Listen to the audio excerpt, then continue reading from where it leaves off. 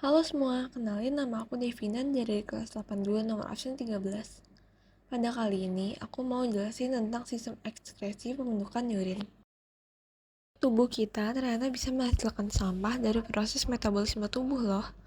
Kalau sampah di dalam tubuh menumpuk, tubuh dapat keracunan atau sakit. Proses mengeluarkan sampah dari dalam tubuh disebut dengan ekskresi. Organ-organ ekskresi adalah kulit, ginjal, hati, dan paru-paru. Yang pertama ada kulit. Kulit adalah organ pelindung yang menutupi seluruh permukaan tubuh saat sisa metabolisme dikeluarkan dalam bentuk keringat. Kulit pun juga memiliki lapisan-lapisannya. Yang pertama ada kulit ari atau bisa juga disebut epidermis. Di dalamnya terdapat lapisan tanduk atau stratum corneum yang dapat melindungi sel-sel di dalamnya dan mencegah masuknya kuman penyakit. Lalu ada lapisan granula atau stratum granulosum yang dapat melindungi kulit dari sengatan sinar matahari. Dan yang terakhir ada stratum germinativum.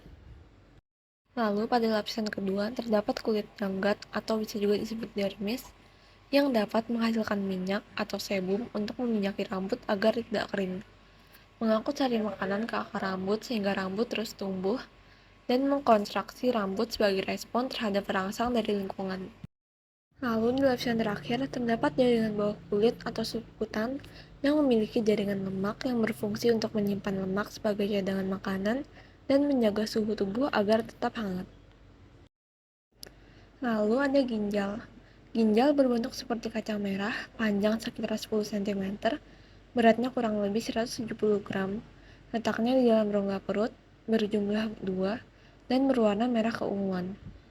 Fungsi utama ginjal adalah menyaring darah yang masih bercampur dengan zat-zat sisa metabolisme atau sampah tadi. Dari proses itu akan dihasilkan urin atau air kencing. Zat sisa metabolisme dikeluarkan dalam bentuk air seni atau urin. Kandungan urin sendiri yaitu air, urea, dan garam mineral. Lalu ada hati. Hati merupakan kelenjar terbesar di dalam tubuh yang terletak dalam rongga perut sebelah kanan di bawah diafragma. Empedu yang dihasilkan akan ditampung di dalam kantong empedu dan berfungsi mengemulsikan lemak pada proses pencernaan.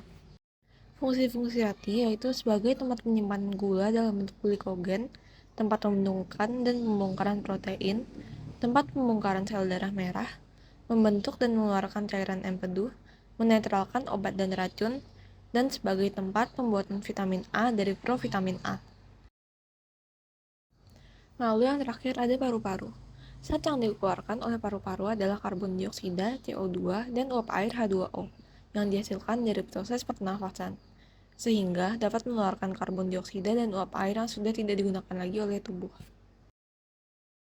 Tetapi, pada proses pembuatan urin, kita hanya akan menggunakan organ ginjal. Susunan-susunan dari ginjal ada korteks, medula, dan pelvis. Pada bagian korteks dan sebagian masuk dalam medula, terdapat jutaan nefron.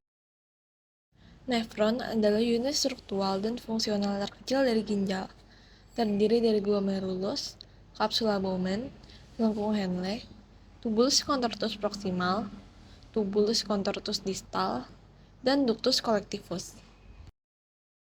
Pembentukan urin terjadi di dalam nefron melalui 3 tahapan, yaitu filtrasi, reabsorpsi, dan augmentasi. Darah yang masih mengandung sisa metabolisme akan masuk ke dalam glomerulus untuk disaring. Air, glukosa, garam, dan urea akan lolos dari glomerulus dan ditampung di dalam kapsula Bowman.